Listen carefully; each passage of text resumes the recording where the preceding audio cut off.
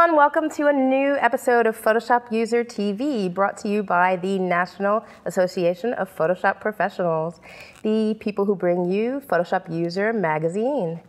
And I am Jessica Maldonado, the Photoshop girl, here with one of the Photoshop guys, Pete Collins. How's it going, guys? Good to be here, good to see you. And I'm gonna just talk, there we go. Yes, right there. How you doing, guys? It's great to be here. Glad you could join us. How you doing, Jessica? I'm good, how are you? Doing well. We've got a great episode for you, but before we even get started, we're gonna jump in with a quick Peach Pit deal. We love Peach Pit, and they love us, that they offer a 40% off of a e-deal called Album Moxie, the Savvy Photographer's Guide to Album Design and More with InDesign. It's by Cara Plakanik. Sorry if I killed that name, but you just need to go check it out at peachpit.com/KelbyTV. Yep. Remember to put in the coupon code KelbyTV.com, and this offer ends 12/2 of this year. So make sure you jump right on it. Sweet deal. Now we're going to jump right into a tutorial that you've got for us that I'm really excited about. Oh, well, we'll see. I have a quick tutorial on how to take a pretty standard stock image of some city skyscrapers and turn them into something a little more special. So I'm starting with my iStock photo image of some Manhattan skyscrapers. And what I'm going to do is, I bet you can't guess where I'm going to start, Pete. I'm not even going to attempt because it's just going to scare me. All right, image adjustments, HDR toning. I would not have picked that one. Yeah, to make a watercolor cityscape. I bet you wouldn't have. But first, what I'm going to do is layer some HDR images, but they're not really going to look like HDR images when we get done with them. I'm going to start with the default of saturated and kind of pull the shadows down, pull the highlights down, pump the saturation and vibrance all the way up. I'm going to pull this radius for the glow up, but keep the strength low. And you can keep fiddling with these until you like how it looks, but I'm gonna play with the gamma and make this one pretty dark and bright. And that'll be my dark layer and saturated. And I'm gonna move that over because we're gonna layer some other images with it. I have a lighter HDR version that I'm gonna set on overlay. So did you just went back into that same thing but just tweaked it so that you went lighter? You bring back up your original stock image and do another new layer and do a save as. Here I did a save as with some really stark outline kind of images, and I'm going to put that one on multiply. And now we're going to start applying a painterly look to these, but first I'm going to make each one a smart object by right-clicking on the layer and choosing Convert to Smart Object. And you'll see in a minute why I've decided to do that. Let's turn off the top two and start with our saturated layer. We're going to go to Filter, Gallery. And we don't want to start with a texture. We want to start with an artistic look. And shock, we're going to start with, actually, watercolor. But we're going to take that brush detail down, take that saturated detail down, sorry, shadow intensity, and sort of just play with this. And a lot of people don't realize that you can actually layer your effects in here by adding another page from down in here. Just click on that icon, and now here you can change that to something different. And rather than watercolor, maybe we'll do paint daubs, just to throw a different look onto that. And click OK. And now what you can do is Option or Alt, drag that effect onto your other layers, or not, do it from down here. It takes a second, I'm just rushing it. And since these are smart objects, if I am not wild about how those look, I could open them up and adjust them. And since they are smart objects, our filters become smart filters. And if I want to change the look of how any of these look, I can just click on that, and it'll bring back open the filter gallery one of these days.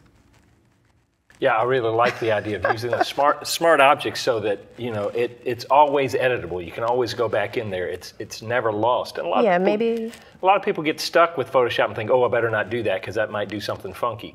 Well, we do stuff funky all the time, and the good news is we just go back in and fix it and try it again.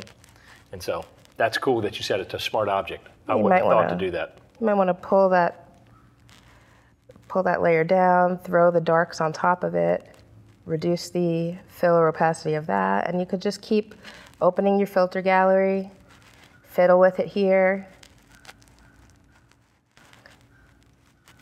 drag it to where you can see what you're working on. Change your brush size or your sharpness, close it again.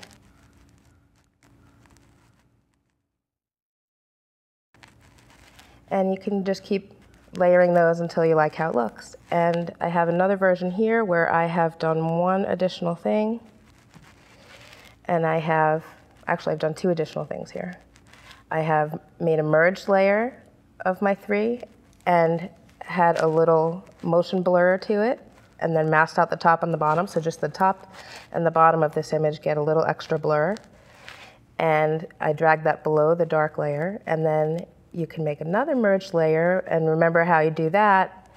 Merging the visible layers, you do Command Option Shift E or Control Alt Shift E on a PC, and then you can add your watercolor paper texture to that layer if you like.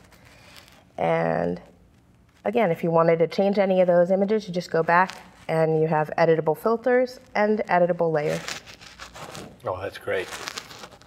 Yeah, that's one of those things where every image is going to be a little bit different. So you're going to have to go in there and play, but understanding how those layers work and getting in there with the filters and stacking them on top. I love that you said that, because a lot of people don't realize you can stack artistic filters on itself to get you an even different look. So definitely go in there and play.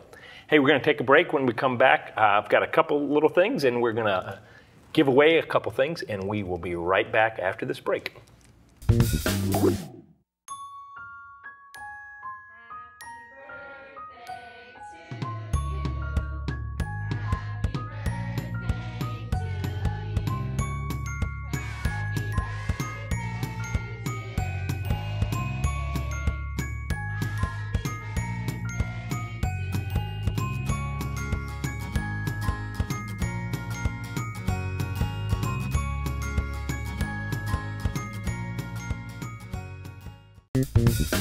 Hi, welcome back.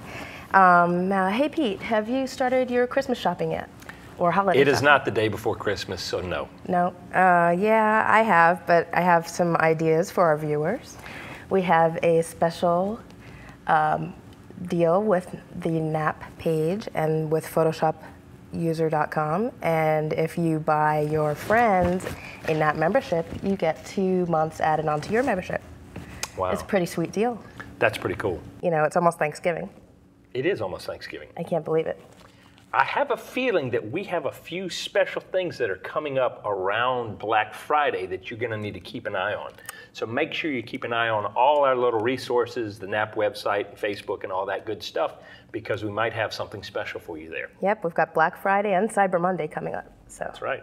So check it out. Yep. Hey, you know what? The funny thing is, while you were doing your tutorial, I had a tip all lined up and you stole it from me, so I had to do a little scrambling. Good thing I have some stuff just tucked back in the weird recesses of my brain. What do you have for us, So Pete? what I'm going to do is a quick tip. Whenever you come in, you've got this great oil painting filter that came along at CS6 was officially when it came in there.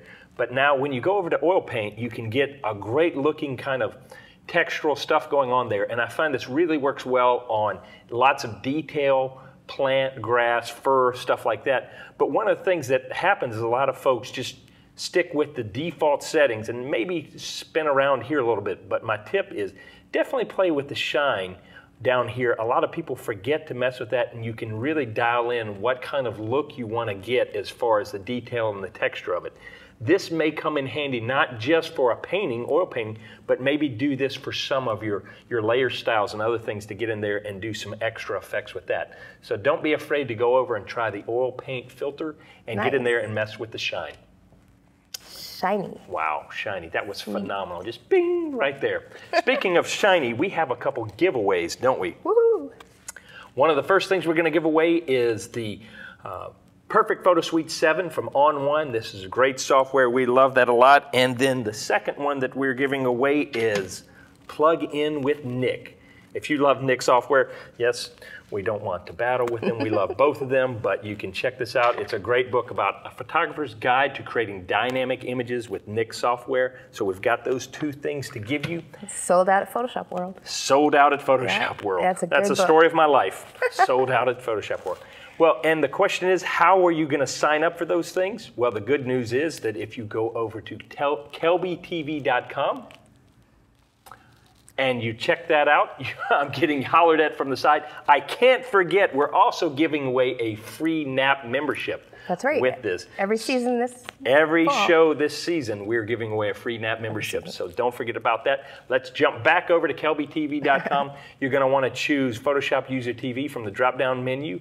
Add your name, your email, add your website, and comments if you'd like. And we're going to draw those at random, and you may win some free prizes from us. Then you'll have extra gifts. Extra gifts to stick right under the tree or in the stocking, or hoard them yourself. Ah, okay. So there we go. That's the end of the show. Thank you so much, Jessica, for being with me. Thanks that was for fun. being here with me, Pete. Yeah, it was good. And y'all have a great, safe, happy Thanksgiving, and we will see you back here next time. Take care. Thanks very much. See you next time.